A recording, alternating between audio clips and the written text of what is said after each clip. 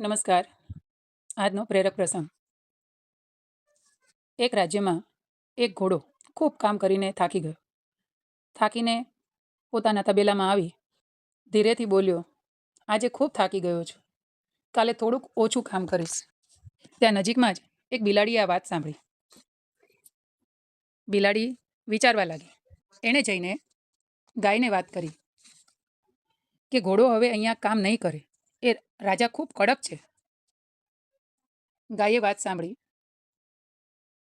ગાયે બકરીને વાત કરી, ઘોડો તો ભાગવાની તૈયારીમાં છે, રાજા મારે છે, ખાવાનું પણ આપતા નથી.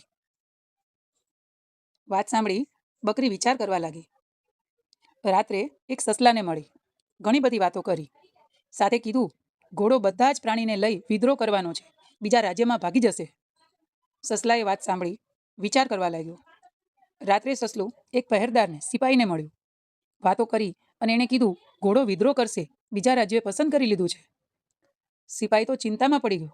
દોડતો મહારાજ પાસે ગયો. મહારાજને કે, મહારાજ, તમારો ઘોડો હવે તમારો નથી રહ્યો, કાલે ભાગી જશે. રાજા વાત સાંભળી વગર વિચારે ગુસ્સામાં એ જ રાતે એણે ઝેર ભરેલું ઇન્જેક્શન ઘોડાને આપી દીધું. ઘોડો મૃત્યુ પામ્યો. તબેલો પૂરેપૂરો ખાલી. વધ્યું ફક્ત અફસોસ. ન ઘોડાએ વિદ્રોહ કર્યો, ન કઈ જવાની વાત કરી. બસ એણે એટલું જ કીધું, થાકી ગયો છું, કાલે થોડું ઓછું કામ કરીશ.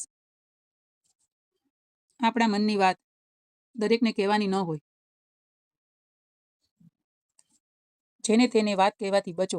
જે તમારી સામે છે, તમારા હમદર્દ બને છે, એ જ પીઠ પાછળ તમારી વાતનું વતેસર કરશે. પરિવાર, વ્યાપાર, કમાણી, તકલીફ દરેકને કહેવી જરૂરી નથી.